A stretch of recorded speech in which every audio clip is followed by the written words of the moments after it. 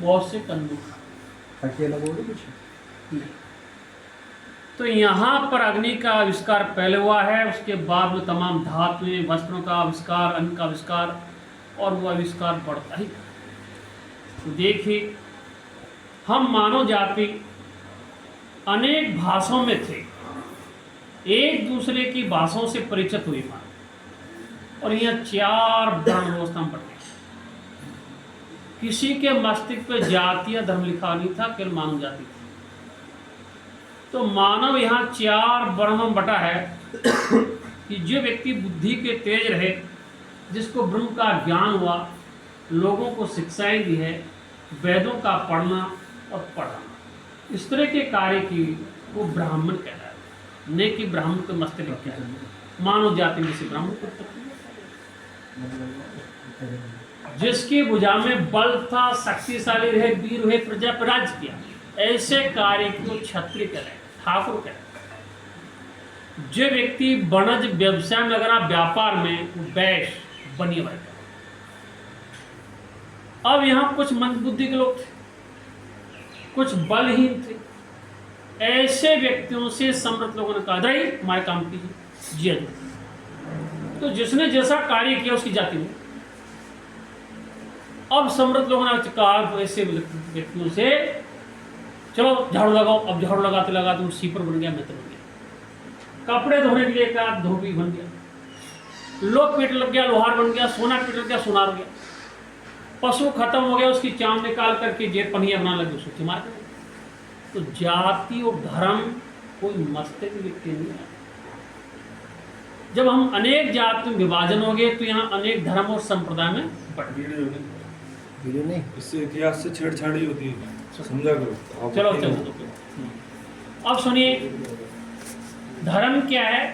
ईश्वर के प्रति आस्था। धर्म क्या है? ईश्वर के प्रति आस्था। यहाँ कुछ ऐसे संत हुए हैं, कुछ ऐसे राजा हुए। संतों ने प्रवचन के माध्यम से जनता को अपने ओर आकर्षित किया। अरे यार क्या बकवास करें, बातें मत करो, मैं कह रहा हूं। संतों ने प्रवचन के माध्यम से जनता को अपनी ओर आकर्षित किया कि जल्दी आइए, इसमें जल्दी भगवान मिलेगा, आपकी मुक्ति होगी। और राजाओं ने अपने बल के माध्यम से धर्म पतन करवाया।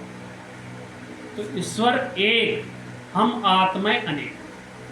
अनेक आत्माओं का संचालन एक परमात्मा कर रहा है। उस परमात्मा को हम अनेक रूप में मनन कर रहे हैं। किसी ने तो जैसे अल्लाह के रूप माना कि अल्लाह सबसे बड़ा है, किसी ने गुरु को माना कि गुरु सबसे बड़े हैं। हमने आपने तमाम मूर्तियों का स्वरूप बना के मनन किया, देखा किसी ने। तो ईश्वर कहता है किसी भी रूप में मनन करो, मैं मेरे निमित्त उल्टा जपो चाहे सीधा। उदाहरण के तौर पे वाल्मीकि महाराज थे, बिल्कुल अनाड़ी थे, किसी प्रकार का बोध नहीं। किसी गुरु ने उनको राम मंत्र दे दिया, इसका जाप कीजिए आपका उद्धार होगा। तो राम राम जपते भूल गए और मरा मरा कर गए। उसी में एक बहुत बड़े विद्वान, तो उल्टा नाम जपा जग जाना, वाल्मीकि वह ब्रह्म समान। तो ईश्वर कण कण में है, उसके हजारों नेत्र है, हजारों कान हैं, सबकी सुन रहा, सबको देख रहा। जो व्यक्ति जैसा कर्म कर रहा है उसके माध्यम से उसको अगले जीवन में और इस जीवन में सुख सुविधाएं मिलती हैं। आप जैसे मानो अपन मानो सभी हैं, लेकिन सब एक समान नहीं। कोई फुटपाथ पर पड़ा है, कोई सिर्रियों के घूम रहे। सिर्री को जानते हो? सिर्री किसे कहते हैं? पागल। पागल ये पूर्व की भाषा है।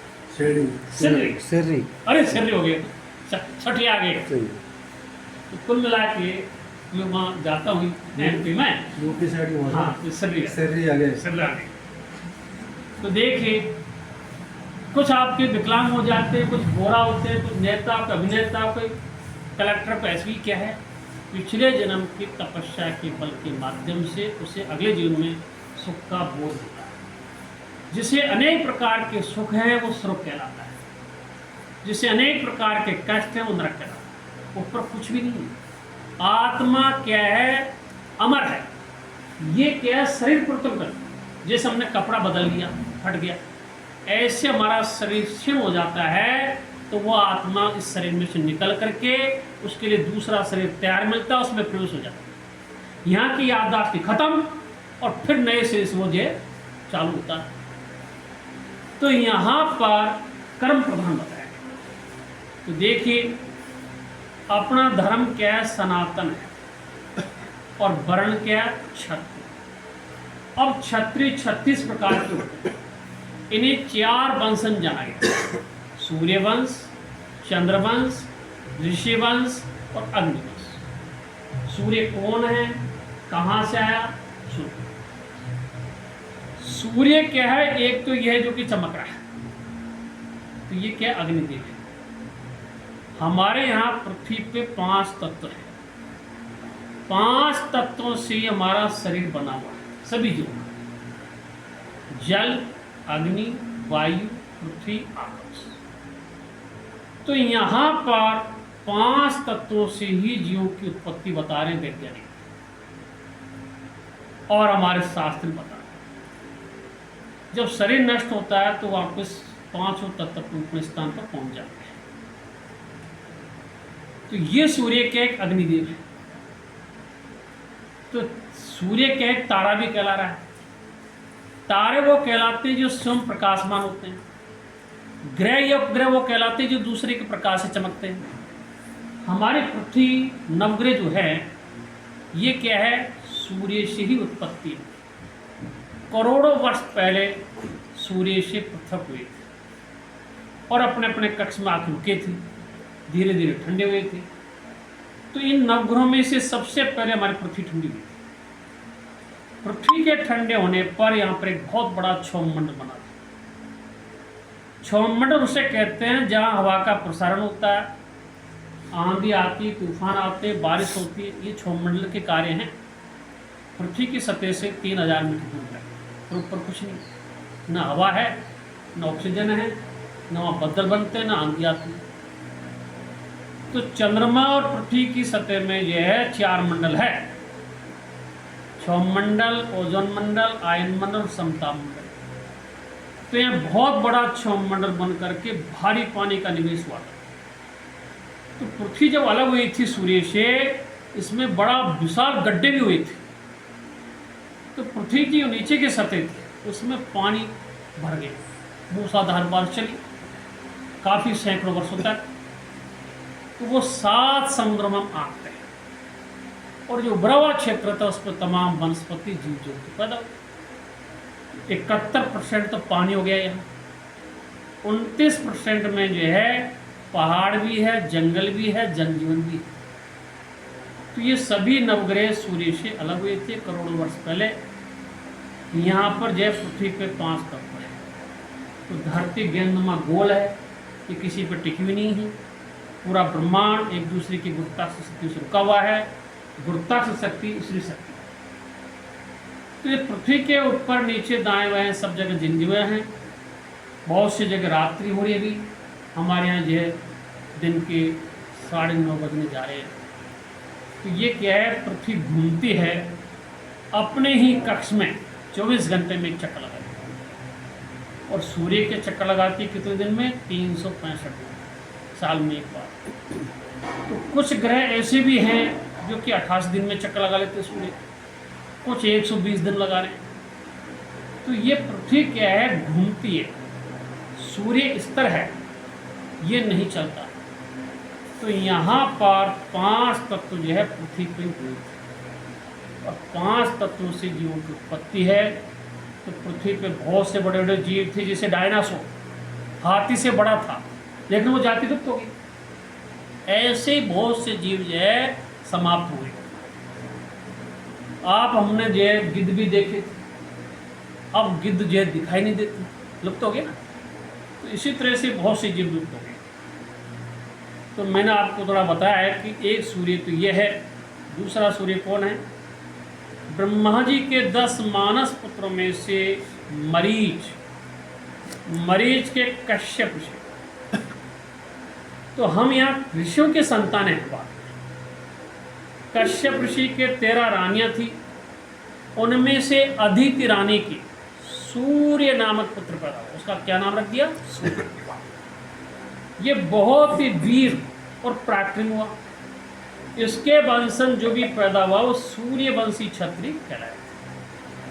और इसी कश्यप ऋषि के दैत्य रानी से 4 राक्षस हुए, हरण हेतु, हरण केतु, हिरणाक्ष और हिरण्यकश्यप। उन्होंने अत्याचार किए तो वो क्या कहलाए? राक्षस। तो राक्षस जाति नहीं होती, मानव की होती। यदि जाति होती तो हिरण्यकश्यप के पहला भक्त क्यों होता? उग्रसेन जी बहुत सज्जन थे, उनके कंस क्यों होता? तो ये क्या, राक्षस एक प्रवृत्ति है मानव की। तो पहले भी राक्षस थे, आज भी हैं। जो हिंसा कर रहे हैं, मर्डर कर रहे हैं, अत्याचार कर रहे हैं, वो राक्षस हैं।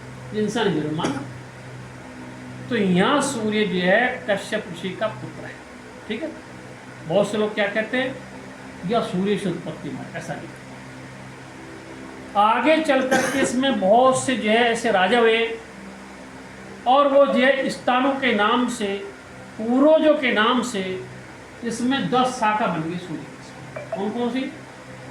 कुशवा, गहलोत, बड़गुजर, गौर, सिकरवार, रेखवार, राठौर, सिसोदिया, मोरी, सिरतेन, निकुंभ, राघव और रघुवंश। ये सब सूर्यवंश में भाई शाखा ने, पेड़ एक, शाखा ने को। अब चलिए 10 हैं चंद्रवंशी। ब्रह्मा जी के 10 मानस पुत्रों में से अत्रि मुनि भी है। अत्रि मुनि के रानी अनुसुईया महारानी से 3 पुत्र हुए, दुर्वासा, दत्तात्रेय और चंद्रमा। दुर्वासा बहुत तपस्वी, इनको ब्रह्म का ज्ञान हुआ। इनके वंशज में ब्राह्मणों की उत्पत्ति हुई है, वही मानव, लेकिन यहाँ ब्राह्मण हुए। दत्तात्रेय ने बहुत से गुरु बनाए, 24, इसमें गुसाई सन्यासी हुए। इन्हीं का भाई है चंद्रमा। तो चंद्रमा के वंशज में ठाकुरों की उत्पत्ति। ये चंद्रमा नहीं चमक रहा, ये तो पृथ्वी के बाद में अलग हुआ है, इसलिए पृथ्वी के चक्कर लगा रहा है। कितने दिन में? 30 दिन में। इसमें प्रकाश नहीं है चंद्रमा।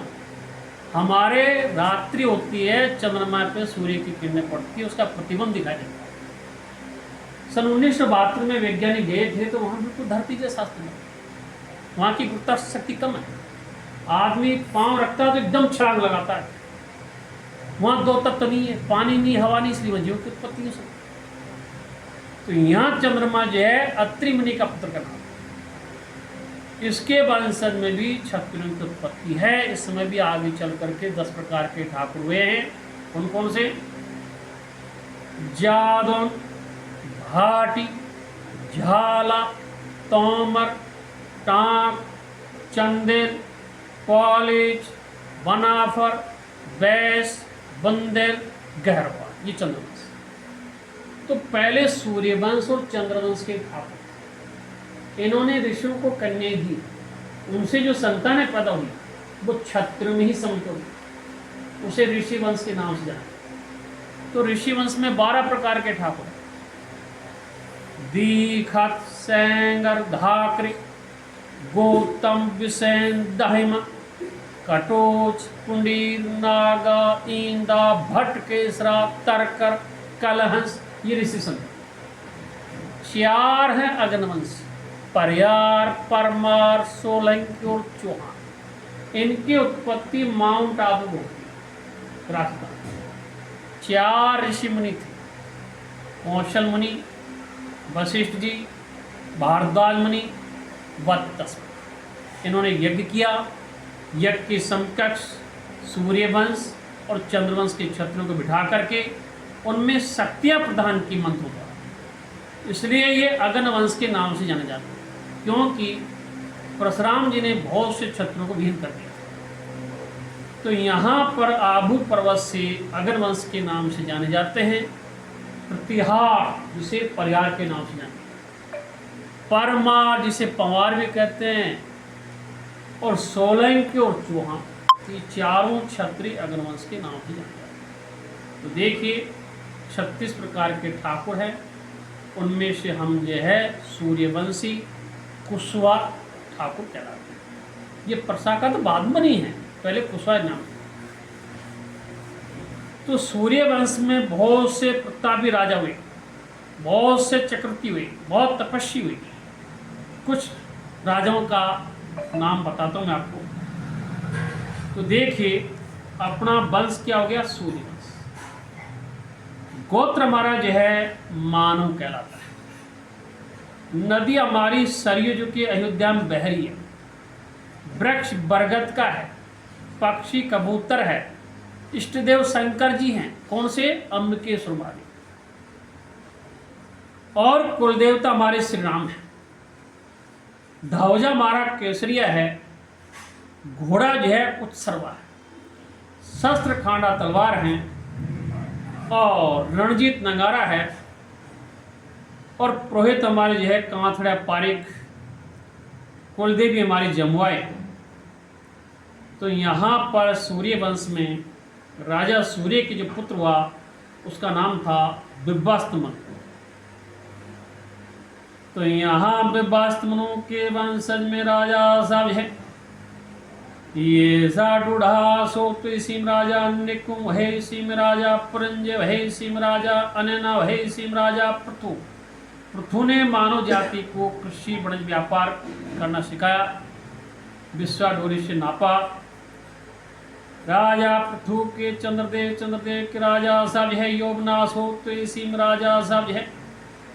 राजा साहब फिर इसमें निकुंभ है, सीम राजा साहब आपके है। मान धाता, महान धाता ने चल करके ओमकार साम्राज्य किया खंडवा जिले में नर्मदा के किनारे। और महान दाता जो है बहुत तपस्या की, शिव जी की आराधना की। तो शिव जी के सामने प्रकट हुए। शिव जी ने कहा, राजन मांगो क्या चाहते हो। तो महान दाता ने कहा, महाराज आप हमेशा के लिए विराजमान हो जाइए, मैं आपकी सेवा करना चाहता हूँ। शिव जी ने सोचा मैं कैलाश पर्वत से आया हूँ, लेकिन उन्होंने भक्त की बात रखी। अपनी जटा में से गण पैदा किया और उसे कहा कि मेरे स्वरूप में यहीं विराजमान हो जाइए हमेशा। तो वही 12 ज्योतिर्लिंग में से एक है ओमकारेश्वर महादेव। ये महान दाता के समय का। मान धाता के मचकुन महाराज हो गए, बहुत तपस्या की मचकुन महाराज। इसी में राजा साहब इच्छाकु नामक राजा हुआ, जिसे इच्छाकु बहुक भी कहते हैं। इच्छाकु बहुक ने चल करके सबसे पहले अयोध्या में राज किया। पहले राजा सूर्यवंश के जो थे वो आपके इच्छाकु बहुक, जिसने चल करके अयोध्या में राज किया। इसी में राजा बिच्छुक है, इसी में राजा रुरुक है, इसी में राजा साहब आपके है। अरुण हो, इसी में राजा वरुण हो, इसी में राजा सतव्रत हो, इसी में राजा हरिश्चंद्र भाई बहुत सत्वान। हरिश्चंद्र के रोहितास, रोहितास के हरियत, हरियत के चंपलेश, चंपलेश के विजय देव के भुरिक, भुरिक के बहु, बहु के राजा सगड़। राजा सगड़ के 60,000 पुत्र, लेकिन किसी रानी से नहीं हुई। एक ऋषि के वरदान से तोमरम है, सुना होगा। अब वो 60,000 पुत्र जो है कपिल मुनि के आसन पर भस्म हो गए थे। इसकी बहुत बड़ी कहानी। कपिल महाराज को वरदान था कि उनके तपस्या को भंग करे, दृष्टि पड़ते भस्म हो जाए। 60,000 पुत्र भस्म हो गए। रानी से पुत्र हुआ सगड़ के, उसका नाम था असमंजस।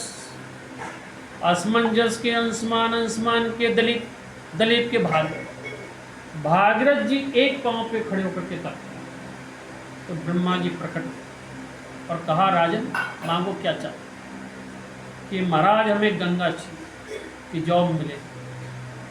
गंगा से ब्रह्मा जी ने कहा कि मृतलोक में जाइए, गंगा भन्ना जाती। कौन समेटे? शंकर जी को आदेश दिया, शंकर जी जटा में। वही गंगा शंकर जी की जटा में आज है। फिर वहाँ भागीरथ जी ने कैलाश पर्वत पे शंकर जी की स्तुति की। तो भागीरथ को एक धार मिली है गंगोत्री से। आगे आगरथ भागीरथ का, पीछे पीछे हर गंगे करते गंगा चली, कपिल मुनि के आश्रम पे मिलाई, जहाँ उनके 60,000 पुरखों को तरण तारण किया। उसी के महत्व को देखते पुरखों की अस्थियां गंगा में ले जाते हैं, वरना कहीं भी डाल देते, बहुत सी नदी। तो यहाँ भागीरथ जी एक बहुत तपस्वी राजा हुए अपने सूर्यवंश में। भागीरथ जी के पुत्र राजा कुकाष्ट भय, सिम राजा समंत भय। सिम राजा सब आगे चल करके सब अम्बरीश भय, सिम राजा खटमंग भय, सिम राजा खरदली भय। सिम राजा रघु, रघु एक महान राजा थे, बहुत ही वचनों के पालन थे। इनके राज्य में जो भी कोई मांगने आया उससे विमुख नहीं रहा, चाहे सोना लो, चाहे चांदी लो, चाहे वस्त्रदान लो, चाहे पात्र लो। तो बहुत प्रसिद्ध राजा हुए हैं। रघु के अज भय, अज के दशरथ जी भय, दशरथ जी के श्री राम ने अवतार लिया, भरत जी, शत्रुघ्न जी, लक्ष्मण, चारों भाइयों के दो दो संतान, सभी ने पृथक पृथक स्थानों पर राज्य किया। तो अपना वंश श्री राम के पुत्र लव कुश से चला। लव के वंशज में बड़गुजर और सिकरवार हो जाते हैं, कुश से हम कुशवार कहलाते हैं। और कुश के वंशजों ने गुजरात में कच्छभुज में राज किया था, तो लोक भाषा में हमें कच्छावा कहने लगे। आज हम राजस्थान में अनेक शाखाओं में बट गए हैं। तो यहाँ पर सुनिए, कुश्य वंशावली चली है।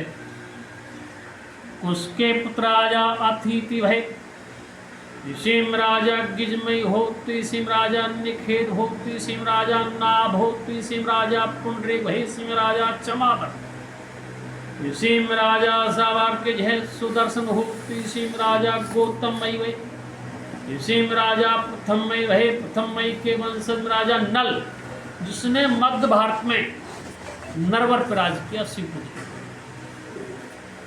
तो वहां महलों का निर्माण करवाया राजा नल ने। हर इंसान के समय पर जिंदगी में सुख और दुख का जुड़ा होता है। हमेशा धूप नहीं रहती, हमेशा छांव नहीं रहती। तो ये क्या है, राजा नल के सामने बहुत विपत्ति आई है, लेकिन धैर्य नहीं करा। राजा नल के साथ दमयंती रानी से पुत्र हुआ, उसका नाम ढोला नाम रखा। ढोला जी